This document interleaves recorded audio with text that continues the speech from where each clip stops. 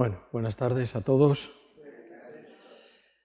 y vamos a comenzar. Sabemos ya los jueves, como digo algunas veces, que es nuestro día, ¿no? Siempre es el día del Señor, pero a veces lo tenemos un poquito más, a veces en especial, porque, bueno, no está todo el mundo y no deja de ser especial si no viene todo el mundo. Sabemos lo que decimos, ¿no? Queremos andar un poco por los pasajes bíblicos donde, se nos instruye de una manera más personal o más, no sé, más amplia, no sé cómo decirlo tampoco, pero en el camino que hemos tomado, pues necesitamos un conocimiento, no intelectual, sino que esperamos siempre, y por eso oramos que el Espíritu Santo sea el que lleve la palabra, su propia palabra al corazón, a la mente y a su espíritu, a los que escuchan la palabra.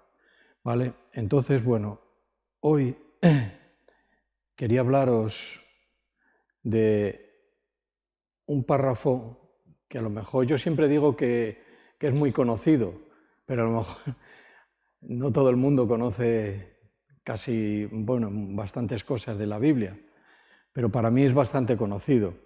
Tiene que ver con un párrafo donde menciona una frase bíblica, porque está escrita, entonces es bíblica, que habla de los de este camino. ¿Habéis oído alguna vez esto? Los de este camino. ¿En el libro de cuál? De los Hechos. ¿Vale? Pues vamos a estar ahí porque en el capítulo 9 del libro de los Hechos, y vemos cómo se movía el Evangelio en los tiempos de Pablo, en los tiempos de los que habían sido esparcidos por la persecución después de la muerte de Esteban, y habían salido para Samaria, para el norte de Jerusalén y de Israel, y ellos no pararon, aunque fueron esparcidos, pero no paraban de predicar el Evangelio, porque era la encomienda que tiene todo cristiano que ha creído de verdad. Lo que hace, lo que sale por su boca es la salvación de Cristo y el Cristo vivo, ¿vale? Entonces, vamos a leer este párrafo en el capítulo 9. Nos anuncia que vamos a estar leyendo la conversión de Pablo, que en este momento era Saulo. ¿Bien?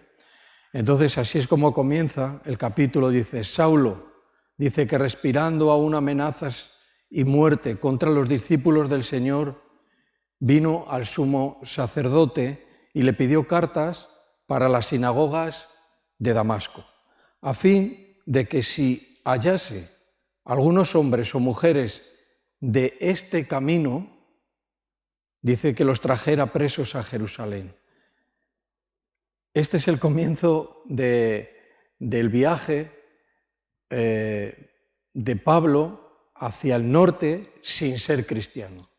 Luego conocemos los 3 viajes misioneros de Pablo, pero en este caso concreto es Pablo que está dirigiéndose a Damasco, que estaba al noreste de Jerusalén, pero con una misión muy diferente, totalmente diferente a lo que luego él, ¿verdad?, empezó a predicar el Evangelio por toda esta zona y demás.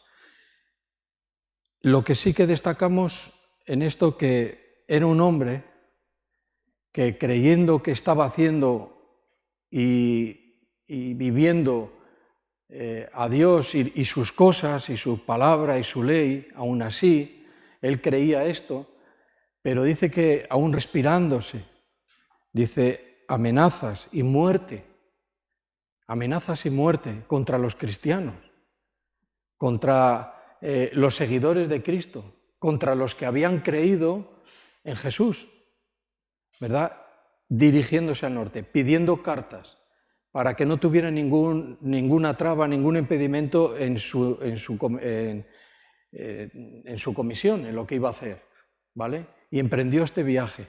Pero este viaje para Pablo iba a ser especial para bien. Él iba con un pensamiento Y resulta que en el camino, y no habla de los del camino, sino en la carretera, en el camino, dice que Jesucristo, el Señor resucitado, se le aparece. Y en ese momento tiene un encuentro con Jesucristo y cambia su vida totalmente, por completo, y empieza a tener otras ideas, empieza a tener otra forma de vida, empieza a enseñar otras cosas y empieza a estar unido y a quererse unir con los cristianos verdaderos. Fijaros hasta qué punto, o podemos fijarnos hasta qué punto, un encuentro con Cristo cambia la vida de una persona. Él nos busca y nos deja registrado desde que había un hombre que realmente perseguía y mataba y llevaba a la cárcel a las personas. Y en este caso, que es en la primera vez que se comenta esta frase, dice que, y le pidió cartas para, dice, a fin de que se hallase hombre o mujer, dice, de este camino. ¿A qué se refiere? ¿No? Decimos, de este camino. Los que caminaban por su mismo camino, ya sabemos que no tiene nada que ver. Hay algo que tenemos que notar, y es que cuando está escrito de este camino, lo está escribiendo con letra mayúscula. Entonces ya ahí nos da una indicación de que tiene que hablar de otra cosa, que no es de un simple camino, de una simple senda, de una simple carretera, tiene que hablar de otra cosa. Entonces, cuando continuamos leyendo, vemos que el camino del que habla son los cristianos. Un nuevo camino, una nueva forma de vida, una nueva enseñanza, todo nuevo. Y estos eran los de ese camino, ¿vale? Dije al principio, dice que es una expresión bíblica, porque está en la Biblia. Dice que se refiere a algo concreto. Dice que se refiere a los primeros seguidores de Jesús resucitado. Estos del camino eran los primeros seguidores de Jesús resucitado, ¿vale? Ahora decimos que se desconoce, no sabemos muy bien, no se sabe muy bien, dice cómo llegó el cristianismo a Damasco. Él iba a Damasco, iba a perseguir, entonces él sabía que allí había creyentes en Cristo, dice, pero se desconoce realmente, dice, cómo llegó allí. En otras situaciones vemos que hubo un apóstol que levantó una iglesia, sabemos algo de ellos, sabemos que fueron en cierto tiempo, sabemos que fue en el primer o segundo viaje misionero, algo sabemos, ¿vale? Pero en el caso del que estamos hablando, se desconoce cómo llegó el cristianismo allí. Pero hay unas ciertas suposiciones que dicen que tal vez, dice, por personas que se convirtieron en el día de Pentecostés. Podría ser, no es doctrina, es que podría ser, ¿vale? En el día de Pentecostés dice que había mucha gente de muchos lugares, ¿sí? Mucha gente de muchos lugares. Y cuando terminaron el tiempo de adoración, que iban al templo de Jerusalén, pues regresaron a sus casas, a sus ciudades y demás. Pero muchos de ellos fueron ya con a Cristo en su corazón. Puede ser que estos mismos, en su viaje, ¿verdad?, hablarían de Cristo y hubo gente que se convirtió. Pudiera ser que fueron estos. Pero también dice que algunos de los que fueron esparcidos tras el martirio de Esteban. Tras el martirio de Esteban, puede que cuando hubo una gran persecución a los judíos cristianos, dice que salieron por toda la zona. Podría ser que estas personas esparcidas llevaran el Evangelio a Damasco, ¿vale? Vamos a ver esta referencia bíblica también, por supuesto. Dice Hechos capítulo 8 y en los versículos 1 al 3.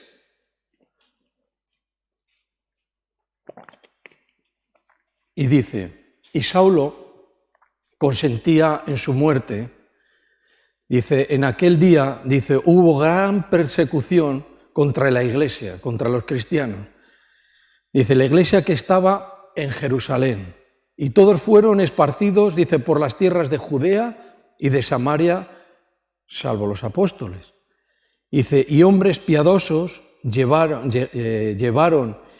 a enterrar a Esteban e hicieron gran llanto sobre él. Dice que y Saulo, ¿ves? Esto, lo que hemos leído en el capítulo 9, es una continuación de lo que estaba pasando aquí.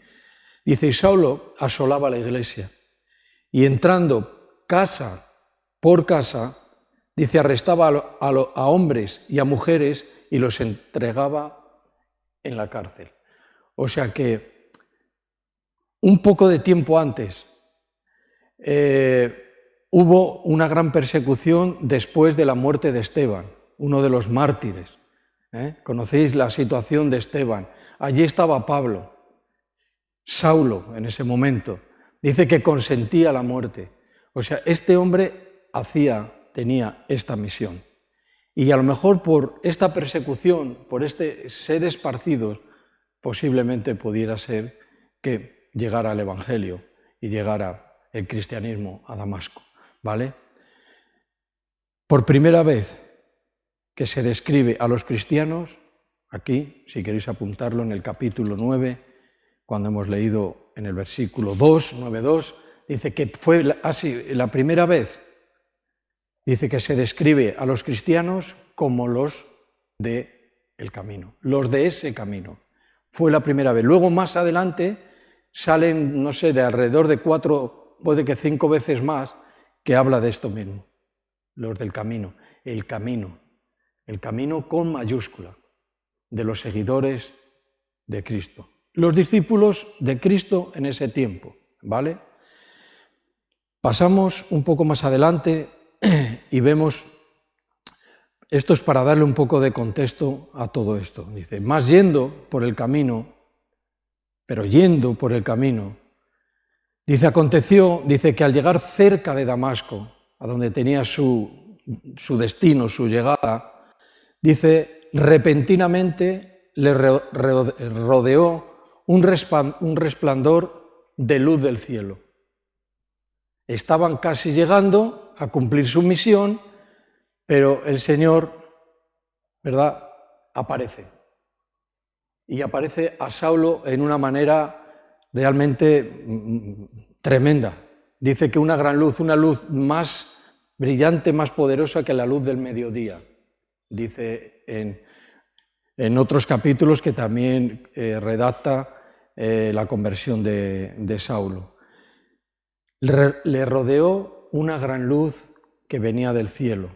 Dice, bueno, pues esta es una de las manifestaciones, como tantas otras que ha tenido Cristo y Dios mismo en lo largo de la humanidad. Una manifestación que es sobrenatural y demás. Podíamos quedarnos en eso, ¿vale? Y bueno, pues a veces decimos, bueno, pues esa luz le hizo pensar realmente que podía ser una manifestación de Dios. Pero es que a mayores, más, dice que habló. Y dice que los que estaban con él oyeron su voz, oyeron la voz de Dios, ¿vale? Entonces, en el versículo 4 dice, no fue algo normal, y dice, y cayendo en tierra, oyó una voz que decía, Saulo, Saulo, ¿por qué me persigues? Estas son palabras que son bastante conocidas. Saulo, Saulo, ¿por qué me persigues? ¿Por qué estás persiguiendo a los redimidos? ¿Por qué estás persiguiendo a los que han aceptado la verdad? ¿Por qué estás persiguiéndome, Saulo? Bueno, aquí tenemos algo también que decir. Es algo que deberíamos de tener en cuenta para no quedarnos solo con este resplandor y demás. Aquí lo que está haciendo es identificarse Cristo mismo con la persecución a los cristianos. Quiero decir que el que persiga a Cristo o que el que persiga a los cristianos está persiguiendo a Cristo mismo. Por eso hay que tener mucha precaución, una buena manera de comportarnos la Iglesia como tal. Porque a veces perseguimos, no de esta manera, pero sí a veces con nuestra palabra, con nuestro corazón, a otro hermano. Y hacemos estas cosas sin darnos cuenta que al final estamos persiguiendo algo o a alguien que es Cristo Jesús. Esto podía ser otro tema, porque para distinguir y poder un poco ver de que el juicio que hacemos tenemos que apuntar muy bien, porque el juicio es muy fácil, pero a veces hacemos un juicio y no sabemos la intención por la que ha venido tal o cual situación. Quiero deciros una cosa. Hay una descripción del Cordero de Dios en Apocalipsis y dice que una de las cosas que dice que tiene los ojos de fuego. ¿Habéis leído esta escritura? ¿Qué quiere decir esto? Es el único que puede mirar en la oscuridad y que puede ver lo que tú y yo y toda la humanidad tiene oculta en su corazón. El único. Y habla de los ojos de fuego.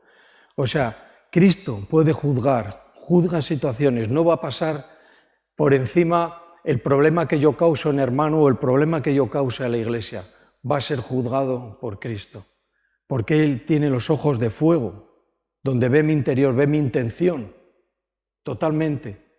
Ve en la oscuridad, donde nadie sabe nada, Él lo sabe todo. ¿Ves?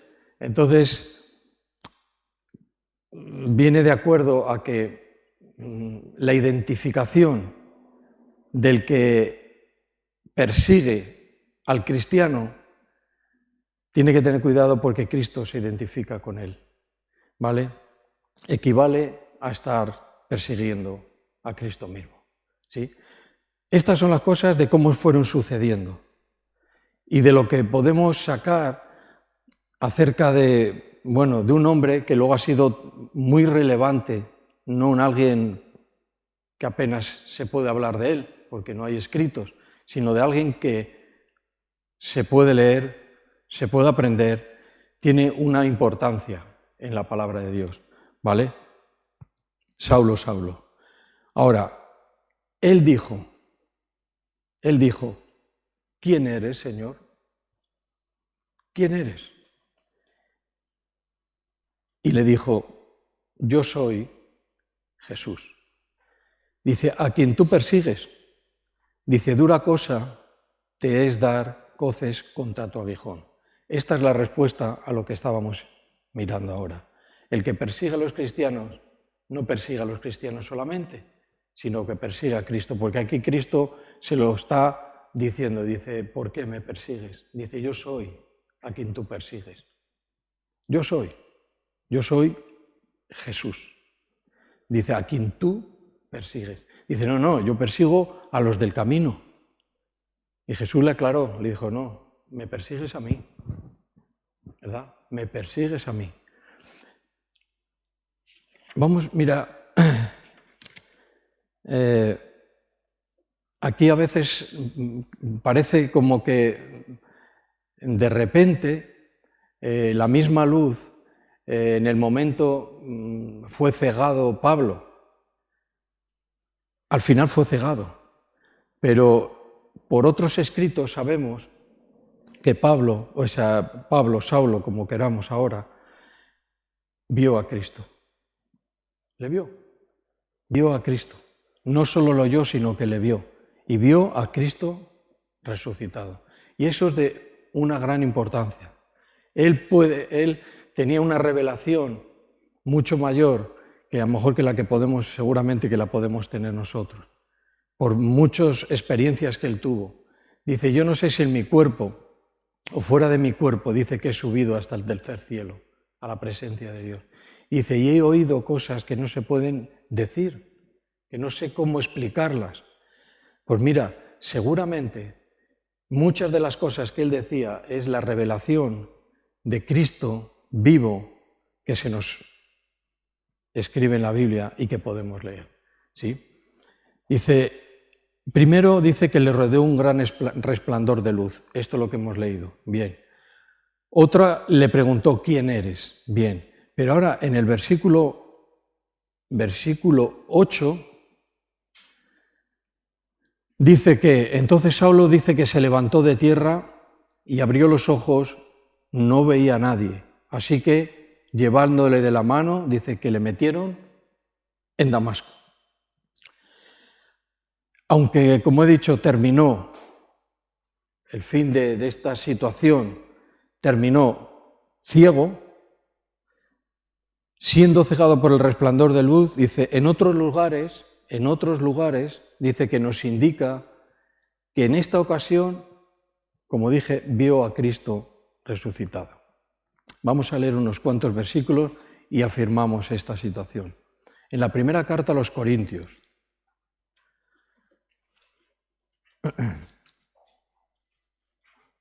primera carta a los Corintios, y en el capítulo 9 y versículo 1, 9, versículo 1.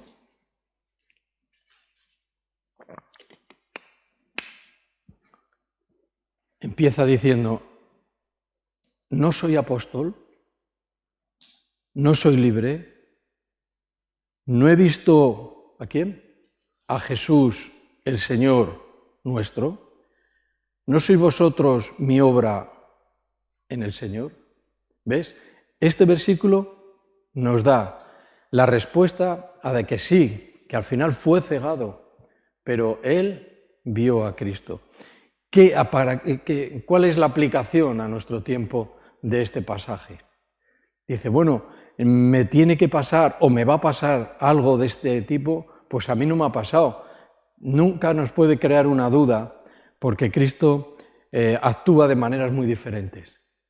Lo que sí es que o en el Espíritu podemos haber visto y debemos haber visto de alguna manera cómo Cristo se ha acercado a nosotros, y es importante. Y tenemos ese testimonio, esa revelación de que Jesucristo resucitado se ha acercado a nosotros. No en esta manera, no como sucedió a Pablo, porque a veces escuchamos a lo mejor algún testimonio y nos deja como una sensación de que si no me pasa lo mismo que le pasó a esta persona, a ver si no voy a ser cristiano. Mira, déjalo, no es así. Cada uno va a ser hablado, mostrado de una manera diferente.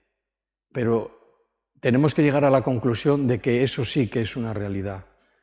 O soy de este camino o de qué camino soy. ¿A quién estoy siguiendo?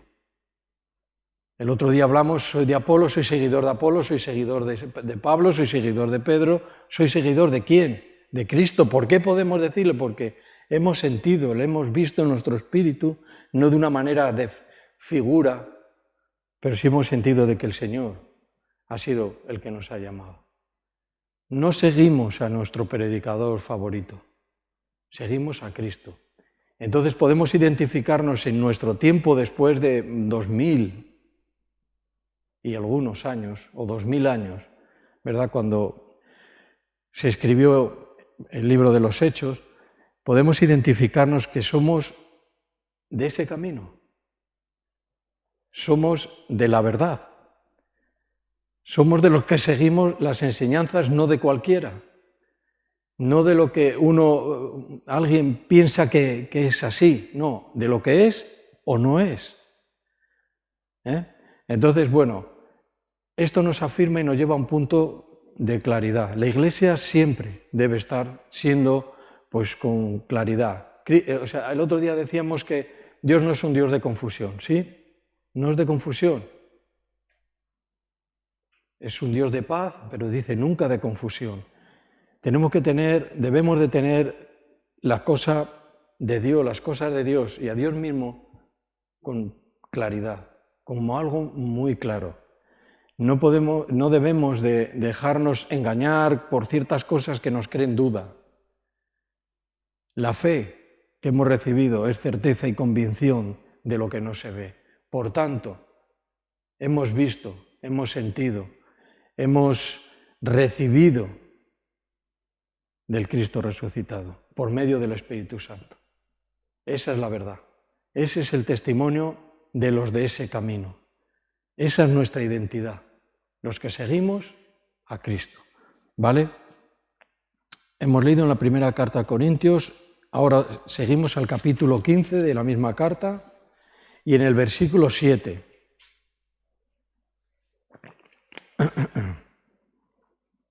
15:7, y dice: después apareció Jacobo.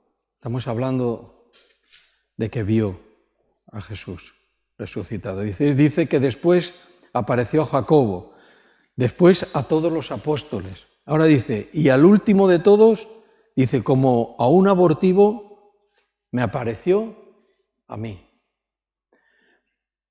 Puede que tuviera como una identificación que lo que estaba pasando no era normal. Pero aquí lo que vemos en la Escritura es que dice que vio a Cristo. ¿Cómo? No sabemos. Hay cosas que no vamos a poder explicar. Hay cosas que realmente no se van a duplicar y van a pasar exactamente igual que en otras personas. Decir, yo me pasó igual que a Pablo. No creo. A mí me pasó igual que a Juan, a Pedro, a Manolo, a Antonio. No. A mí me pasó así. Pero tengo la certeza, la fe de que es real. ¿Sí? Pero fíjate, en el 8 hemos quedado, dice, y por último, dice, y como un abortivo me apareció a mí, porque yo soy el más pequeño de los apóstoles. Dice que no soy digno de ser llamado apóstol, porque perseguí a la iglesia de Dios. ¿Qué es la iglesia? Los apartados, los que han sido sacados fuera del mundo, ¿verdad? Y puestos en la luz de Dios. Eso significa la iglesia. Los que han sido sacados para llevarlos a. Esa es la iglesia de Dios. Dice, es que ni me lo merezco. Y a veces andamos con nuestro testimonio, con nuestro conocimiento de las cosas de Dios, con nuestra experiencia en Dios, como algo pues muy sencillo, muy natural, como... Yo me gustaría que lo pensáramos, porque es algo sobrenatural, es algo totalmente especial para cada uno de nosotros. Dice, si yo creo que me lo merezco o he tenido algo que Dios ha visto que merecía ser salvado por Él, estoy totalmente equivocado. No vio nada en nosotros que pudiera valer. Por eso dice que escogió a lo vil y lo menospreciado de este mundo. A ellos escogió. Al que no dice, claro, si es que, mira cómo soy yo, el Señor se ha fijado en mí y claro, ¿cómo no me va a salvar a mí? Esa es una actitud totalmente contraria a lo que Dios hace. ¿Quiénes somos? Pues perdidos, redimidos, personas que han sido llamadas y nos ha permitido ver que Cristo es un Cristo vivo. El otro día comentaba algo acerca de, necesitamos dejar totalmente todo el espacio en nuestro ser, tanto en nuestra mente como en nuestro espíritu, al Cristo resucitado, al Cristo vivo, porque el Cristo teológico también podemos aprender ciertas cosas, nos podemos saber la Biblia, pero no deja de ser algo intelectual. Y yo me puedo acordar, que no es el caso, de dónde viene esto y dónde viene aquello, y aquí dijo, y aquí dejó de decir, y aquí fue, y aquí no fue, y los milagros, y me lo puedo saber todo esto de memoria. Pero este Cristo que estoy aprendiendo es un Cristo teológico, es un Cristo en la Escritura, pero que no traspasa a mi espíritu. Quiero dejar, lucho siempre, porque es lo que deseo, de que el que quiero conocer, porque la Escritura ya la tengo, el que quiero conocer es a Cristo y a Cristo vivo, o decir lo mismo, a Cristo resucitado. Esta es la historia de hoy, ¿vale? 7 al 9 ya lo hemos leído. ¿Quién soy yo? para merecerlo. Si vamos otra vez atrás, que es donde vamos a estar un ratito más, en el 9:27,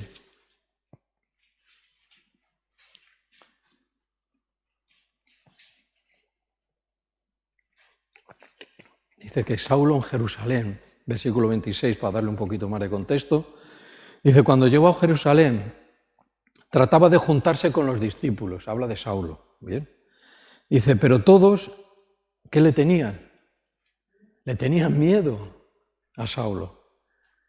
¿Ves? Dice, no creyendo que fuese discípulo, pero cuando tenemos un encuentro verdadero con Cristo, nuestra vida cambia, ¿verdad? Y somos discípulos y seguimos el camino, las enseñanzas de Jesús, no otra cosa ni otras cosas, sino que dice que no creían ni que fuera discípulo de Jesús, porque conocían su vida pasada. Ahora, 27, entonces Bernabé, dice, tomándole, dice, lo trajo a los apóstoles, a Pedro, a Juan, a los apóstoles. Y dice que les contó cómo Saulo había visto lo que en el camino, en el camino, dice, ¿a quién? Al Señor, lo había visto. Dice, el cual le había hablado. Y como en Damasco había hablado, y como en Damasco dice que había hablado valerosamente en el nombre de Jesús. Y estaba, dice, con ellos en Jerusalén, y entraba y salía, y hablaban.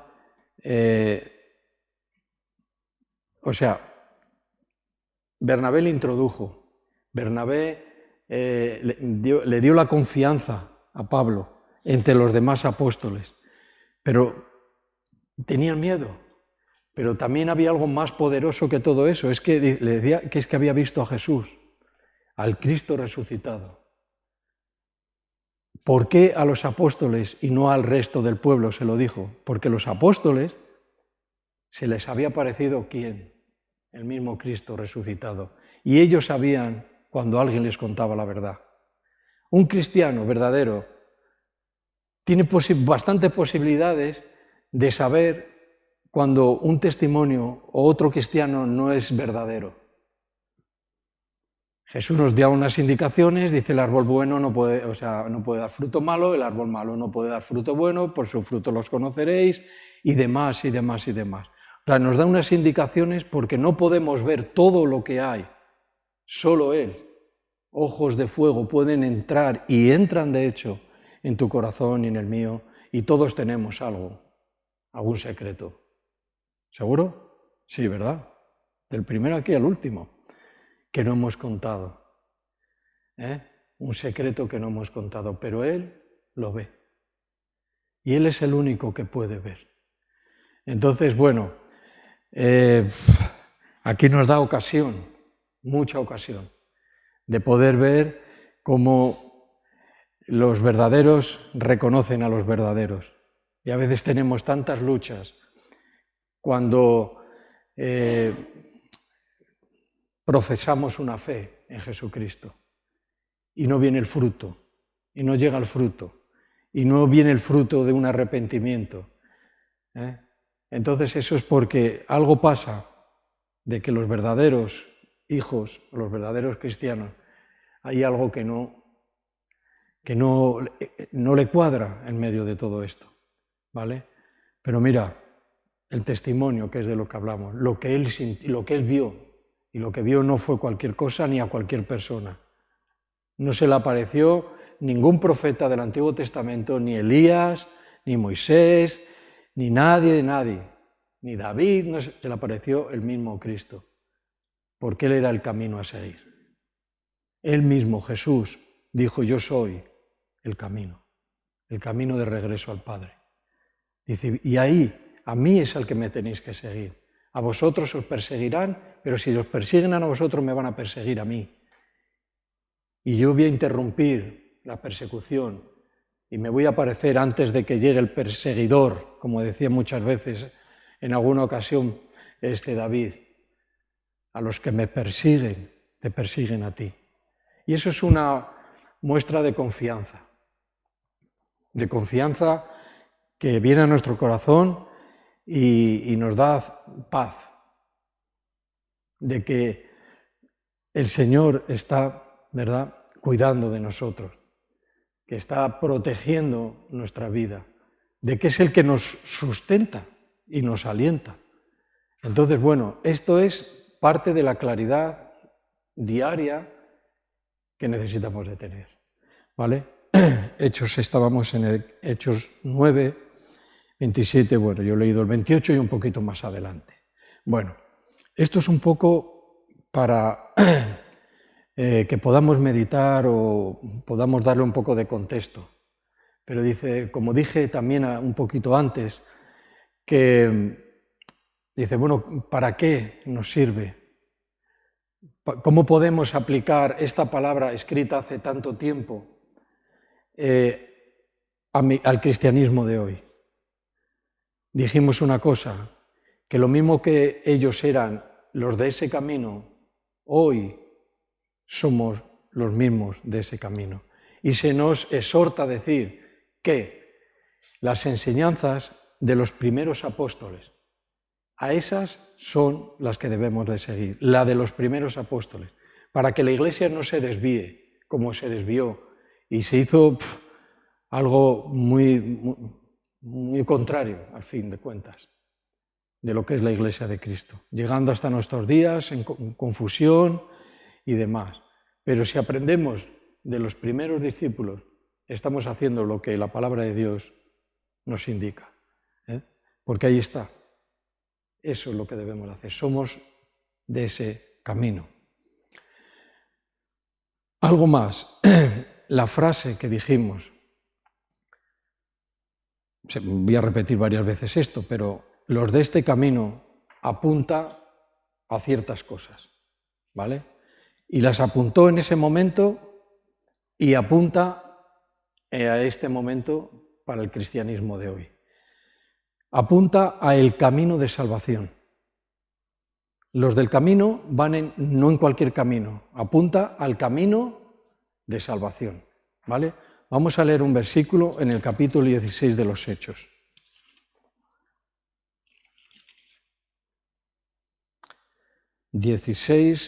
También versículo 16,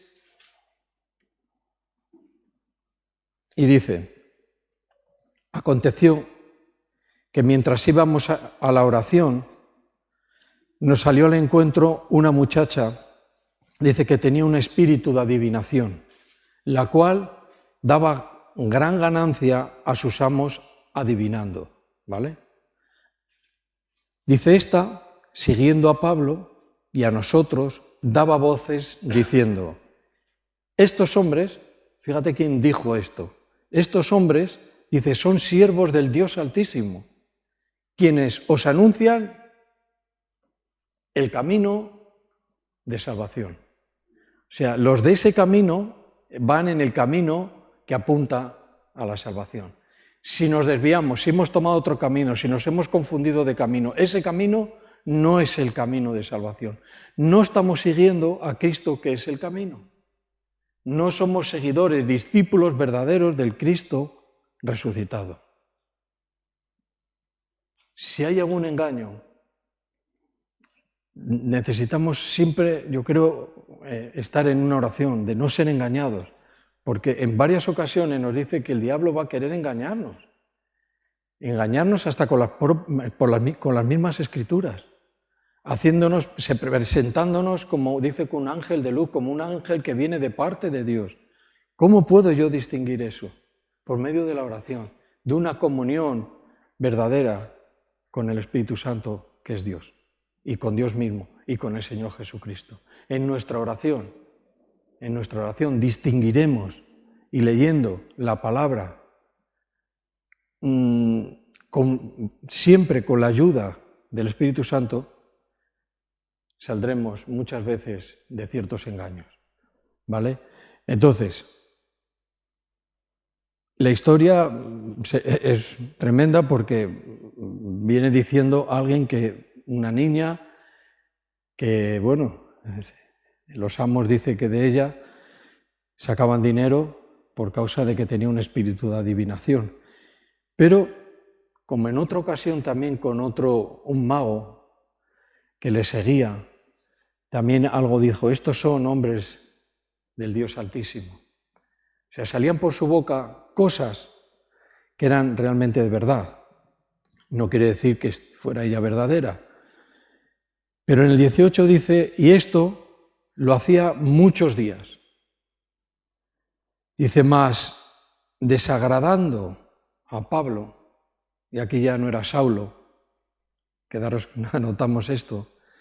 Dice, dice que se volvió y dijo al espíritu que habitaba en ella, dice, te mando en el nombre de Jesucristo que salgas de ella. Y salió en aquella misma hora.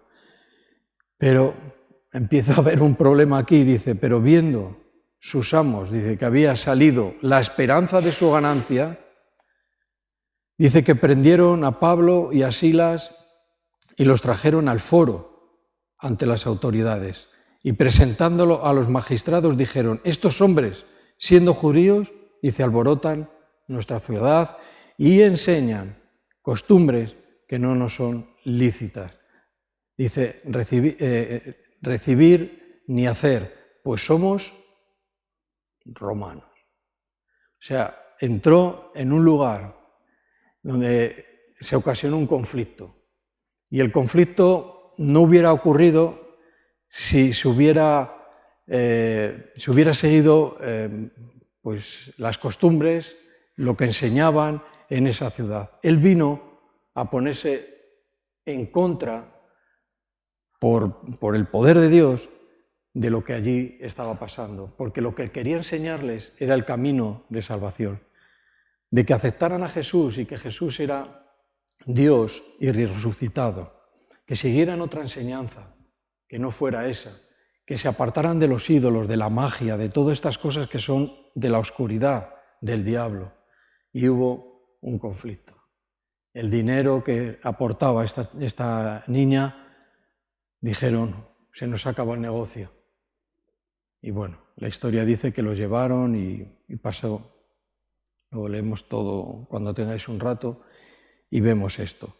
Pero apunta al camino de salvación. ¿A dónde más apunta? A las enseñanzas de Jesús. A las enseñanzas. Camino de salvación y enseñanzas de Jesús. Si vamos a Mateo, Evangelio según Mateo, capítulo 7 y 14, leemos el 13. Dice, entrad por la puerta estrecha. Dice, porque ancha es la puerta y espacioso el camino que llevan a la perdición, y muchos son los que entran por ella. Los muchos, dice, que entran por ella, entran en un camino espacioso, pero este camino tan espacioso, con esta libertad y demás, dice que los lleva a la perdición. Versículo 14 dice, porque estrecha es la puerta y angosto el camino que lleva a la vida, y pocos son los que las hallan. Los que hallan el camino de la verdad. El camino que lleva a la salvación. ¿Qué hemos dicho antes? Que nos ajustamos y caminamos por las enseñanzas de Jesús. Y esta es una de ellas, que justo habla de este. Dice, el camino que lleva a la salvación, dice, la puerta es estrecha, angosto el camino. Pero el que lo hallare, dice que salvación hay para él. Seguimos la enseñanza estrictamente de las cosas de Jesús. Todo lo que Jesús y Dios y el Espíritu Santo ha dicho en la Biblia, todo es verdad. Todo lo que no se haya dicho por parte de Dios en las tres personas es mentira. Por eso es necesario leer la Biblia, para que no seamos engañados. Y eso es lo que tenemos que comunicar. No lo que a mí me parece, no como yo creo que debe ser una vida cristiana. La vida cristiana de cada uno tiene que estar de acuerdo a esto, entonces podré enseñar de que la vida cristiana es así y así, porque la vivimos. ¿Sí? Esta es una de las enseñanzas de Jesús que debemos seguir en este contexto. Si vamos a Juan, Evangelio según Juan, y en el capítulo 14, encontramos también esto que es muy conocido. Y en el versículo 6, ¿quién lo dijo? Una vez más, las enseñanzas de Jesús. Si Jesús lo dijo, es que Jesús lo está enseñando. Yo soy el camino y la verdad y la vida. Nadie viene al Padre sino a mí. Si me conocieseis, dice también, a mi Padre conoceríais. Y desde ahora dice que le conocéis y le habéis visto. Qué cosas, ¿eh? Y estaban viendo, dice que si conocierais al Padre, a mí le estáis viendo, porque yo soy Dios. O sea, la enseñanza esta es muy profunda. Quiero decir que es muy importante, ¿vale? Toda la Biblia es profunda, tiene que serlo. No es algo natural, es algo que está en ella. Pero no ahondar mentalmente, teológicamente solo, sino que ahondar espiritualmente, con la ayuda del Espíritu Santo. Entonces veremos de que es inmenso. La vida cristiana, la vida con Cristo es muy diferente. La inmensidad de Cristo. No hay límite. Si seguimos sus enseñanzas, estaremos donde debemos de estar. Somos de ese camino, ¿vale? Una más. Esta frase apunta a una forma verdadera de vida en relación estrecha con Dios. Esto es muy hablado, o debemos de hablar mucho de esto, de una vida verdadera que viene por una buena comunión con Dios. Si no hay comunión, si no hay oración, si no hay amistad con Dios, es imposible llevar una vida recta, ni una vida verdadera. Ni es posible cambiar yo mi propia vida para hacerlo yo mismo y poder decir, bueno, pues por mí mismo he conseguido tener una verdadera vida cristiana. Eso es imposible. Es por la comunión con Dios, que la obtenemos por gracia, como he dicho, por medio de la oración. Si no oramos, si la Iglesia no ora, vemos que la Iglesia no está unida, no tiene comunión, no siente comunión con los demás hermanos. Si ora solo, nuestra oración sale, brota, hay una buena comunión que nos edifica unos a otros, ¿vale? No sé si hemos estado ya en Hechos, y pasó una hora. Hechos en el capítulo 19.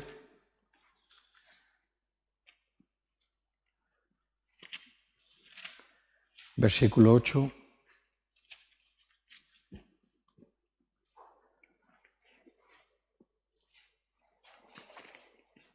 Hablamos de una forma verdadera de vida en relación estrecha con Dios. Una forma verdadera de vida en relación estrecha con Dios. 19:8. Y entrando Pablo en la sinagoga, habló con valentía, con denuedo. Dice, por espacio de 3 meses, discutiendo y persuadiendo acerca del reino de Dios. Dice, pero endureciéndose algunos y no creyendo, ahora vuelve otra vez esto, maldiciendo el camino delante de la multitud.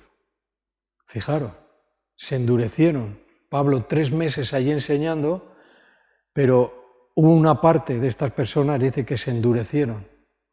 Y se endurecieron, dice, y llegaron a maldecir a los seguidores de Cristo, porque eran los que seguían a Cristo resucitado, maldiciendo el camino delante de la multitud.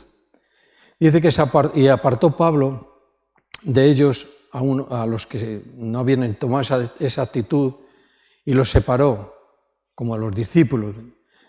Y y dice que discutiendo cada día en la escuela de uno llamado Tirano. Bueno, así como, dice, por espacio de 2 años, de manera que todos los que habitaban en Asia, judíos y griegos, oyeron la palabra del Señor. O sea, en este lugar concreto estuvo, ¿no?, al principio, un espacio de 3 meses, pero luego nos cuenta, dice que de esta manera en un espacio de 2 años empezó a extenderse y en 2 años abarcó una región bastante amplia donde él continuaba con valentía hablando de las enseñanzas de Cristo, hablando de su testimonio, hablando de una vida de verdad que tenía que ver porque hay una comunión estrecha con Dios, ¿vale? En el 11 dice, y hacía Dios milagros extraordinarios por mano de Pablo. Dice, de tal manera que aún, dice, se llevaban a los enfermos los paños o delantales de su cuerpo y las enfermedades, dice, se iban de ellos y los espíritus malos salían.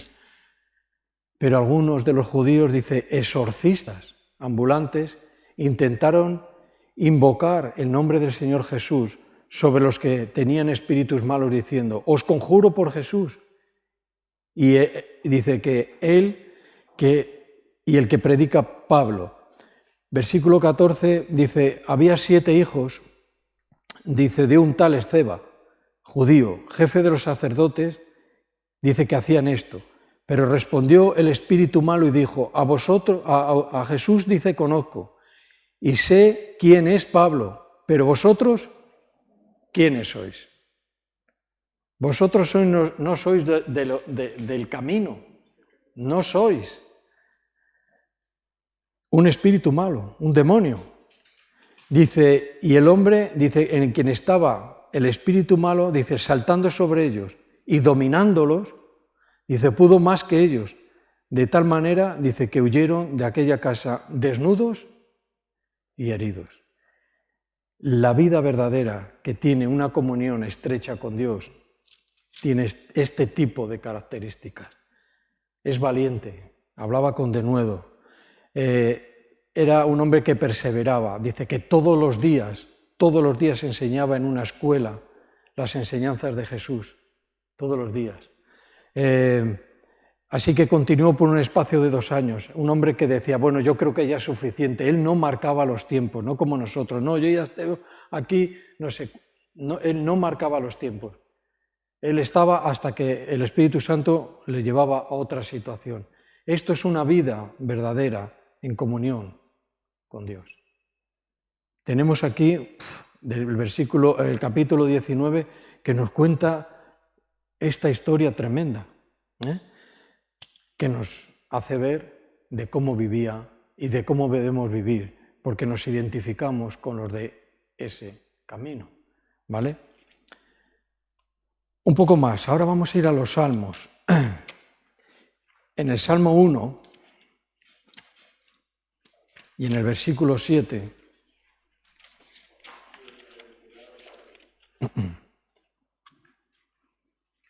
perdón, 6.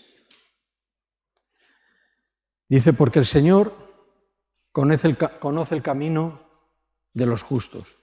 Dice que conoce la forma de vida de los justos. Él la conoce. Y no hay un impedimento, no hay manera de engañarle. Dice que lo que el hombre siembra, eso va a cosechar. Dice, y nadie puede burlarse del Señor. Quiero decir, no habla de muecas solamente, ni un desprecio, no sé, verbal. Se dice que Dios no puede ser ni bordeado, porque no tiene límite, ni saltado, porque no tiene altura. Dice, lo que el hombre cosechare, eso va a recoger, y de Dios nadie se puede burlar. Y el Salmo, en el versículo 6, nos dice que el Señor conoce el camino de los justos, su camino. Sabe quiénes son los de ese camino, sus seguidores. Pero la senda de los malos perecerá. El camino por donde andan los malos, estos que podíamos meterles en este grupo, esos que se endurecieron, que maldijeron el camino, dice que perecerá, será destruido, será muerto. La forma de vida del impío dice que va a ser destruida, va a perecer, pero el camino de los justos, dice, va a brillar y va a ser el testimonio de que Cristo no es ni una imagen, ni alguien histórico, ni alguien que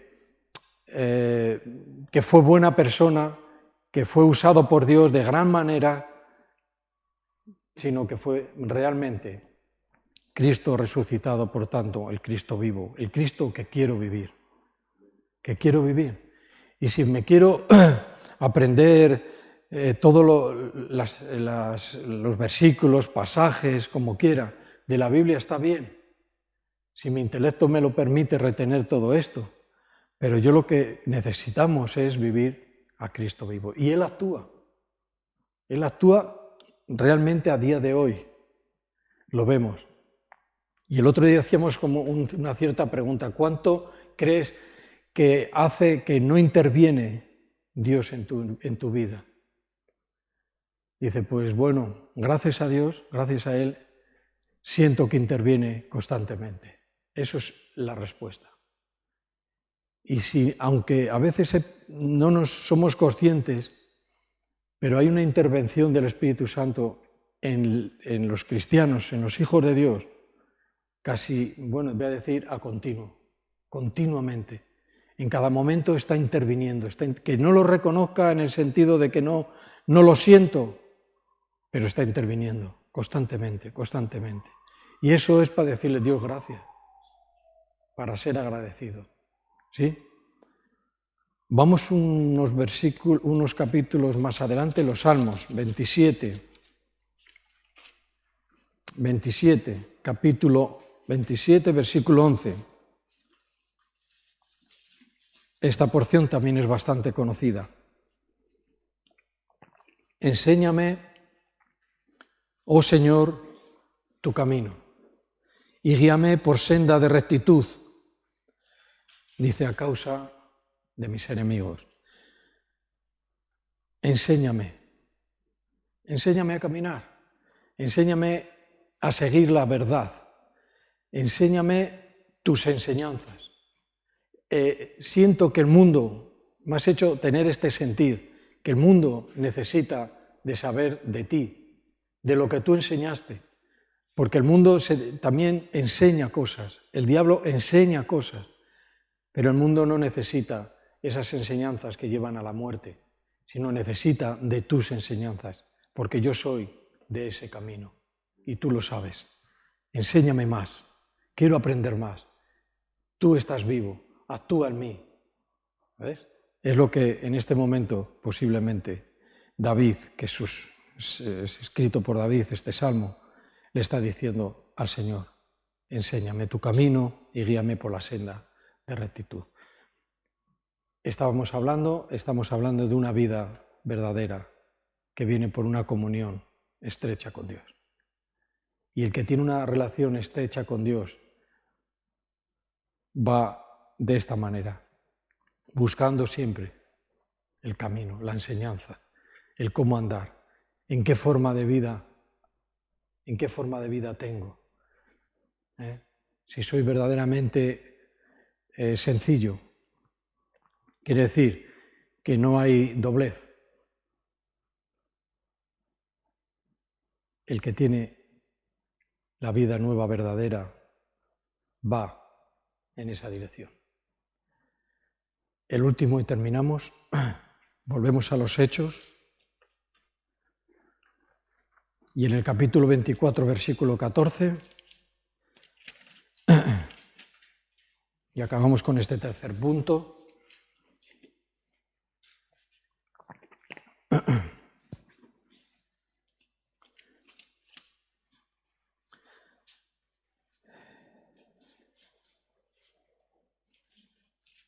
Versículo 14 empieza. Bueno, habría que leerse lo anterior. Bueno, si queréis, defensa de Pablo ante Félix, una autoridad romana. Dice, pero esto, dice, te confieso, Félix, excelencia, ¿no? Como se dirigiera a él. Dice, según el camino, otra vez con mayúscula, que ellos llaman herejía, dice, así sirvo al Dios de mis padres, creyendo todas las cosas que en la ley, dice que en la ley y en los profetas están escritas. Dice, teniendo esperanza en Dios, la cual ellos también abrigan, de que ha de haber, dice, resurrección de los muertos, así de justos como de injustos. Y por eso, dice, por esto, dice, procuro tener siempre una conciencia sin ofensa a Dios. Es muy importante, son matices de una vida verdadera de Dios, en Dios. Dice, procuro, dice, tener siempre una conciencia sin ofensa ante Dios y ante los hombres. Dice, pero pasados algunos años vine a hacer limosna, bueno, le va a contar una situación, ¿vale? Ahora se encuentra Pablo delante de una autoridad y resulta que si leemos un momento 9:15, ahí, para no irnos de esta cita, en los Hechos 9:15, dice, el Señor me dijo, ve, porque instrumento escogido me es este. Dice, para llevar mi nombre en presencia de quién, de los gentiles y de reyes y de los hijos de Israel. Aquí se estaba cumpliendo. Estaba delante de Félix, una autoridad. También defendió su testimonio delante del rey Agripa. Se cumplió en él lo que tenía preparado Dios para él. Y vemos cómo ocurrieron las cosas. Y vemos cómo estos del camino, que eran perseguidos, al final el que perseguía era uno de la cabeza de lanza por donde abrían camino el Evangelio. Las cosas son así de espectaculares, así de incomprensibles. Digo, pues Señor, se podía haber hecho de otra manera, más fácil, pero tenemos que pasar por ciertas situaciones que ni nos las imaginamos que vamos a pasar, pero si las pasamos, veremos a lo que hemos sido llamados. Instrumentos escogidos. ¿Para esto? Bueno, pues para algunas cosas. No sabemos si un día vamos a estar dando testimonio o tenemos que dar cuenta de una demanda de alguien que quiere saber de la salvación. No lo sabemos, pero instrumentos escogidos somos. Dice, ¿para qué quiero yo ser cristiano? Pues hay doctrinas que dicen para que te vaya todo bien en esta tierra. Gran mentira. Te va a ir bien, pero no es lo que el mundo, ni tu corazón, ni tu mente piensa. Va a haber aflicción, va a haber enfermedades como otro, va a haber esto, va a haber aquello, va a haber aquello. Pero hay una gran diferencia. La fe es para salvarnos. Dice, vemos a los cristianos que hay algo diferente y en una manera decimos, me gustaría ser como ellos, porque parece que todo le va bien. Bueno, le va bien, había que matizar, claro que va bien, pero no vamos a la fe en Cristo, no aceptamos a Cristo por esta manera. Él nos prepara nuestro corazón para aceptarle, ¿verdad?, con todas unas consecuencias, porque vamos a ser instrumentos escogidos. Y para que un instrumento esté listo para una acción, tiene que estar preparado. Si es de corte, tiene que estar como bien afilado. Si es para golpear, tiene que estar con el peso correcto. Si es para esto, para lo otro, el instrumento va a tener que ser preparado. Y eso es por donde muchas o ciertas personas no quieren pasar. Quieren pasar directamente de estar sin paz,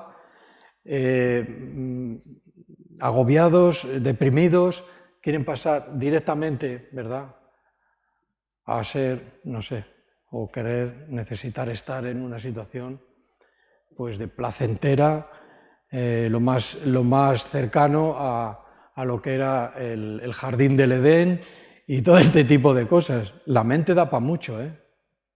La mente da para mucho. Y hay que tener cuidado, ya referente a esto de la mente, porque cuando la mente no entiende, ¿sabéis cuál es la tendencia? No a salvar las dudas por medio de la Biblia, sino que a imaginárselas. Y eso es un error.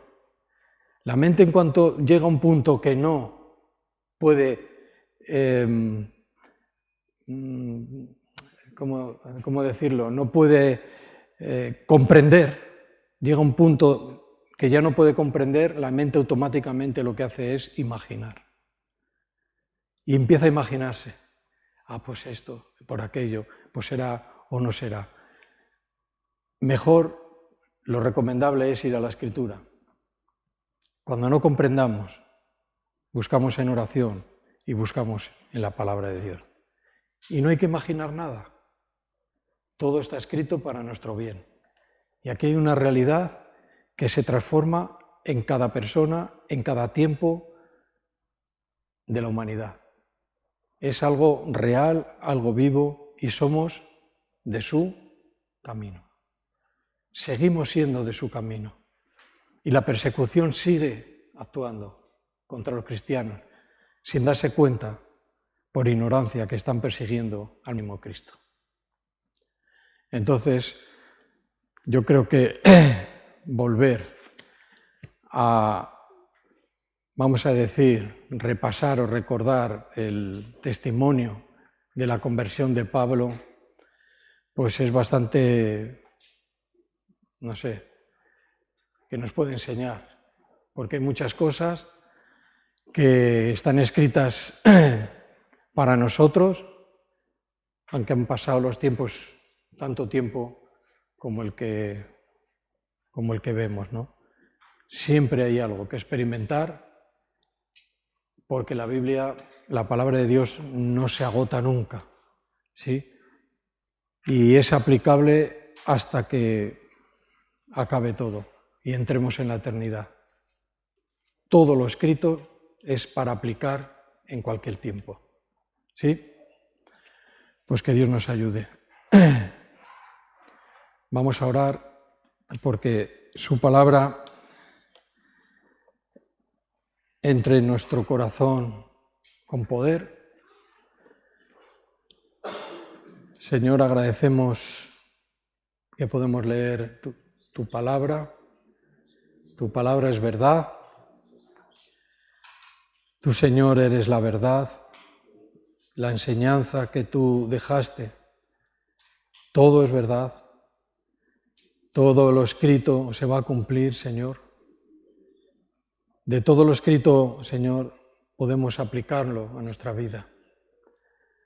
Yo te pido, Espíritu Santo, que en el tiempo que estemos ahora en oración, podamos orar por esto. Somos del camino que sigue a Cristo.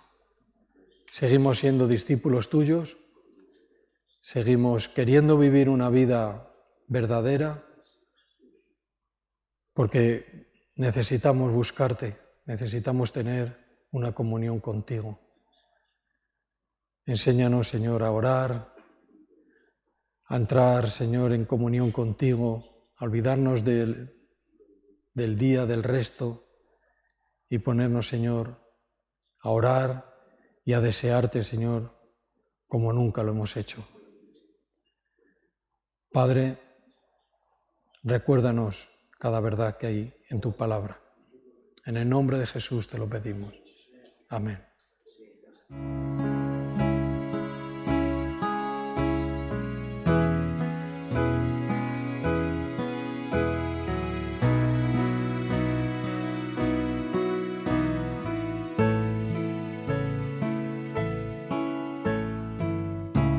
Que no se desvíe mi alma, que tras cosas vanas no se eleve mi corazón.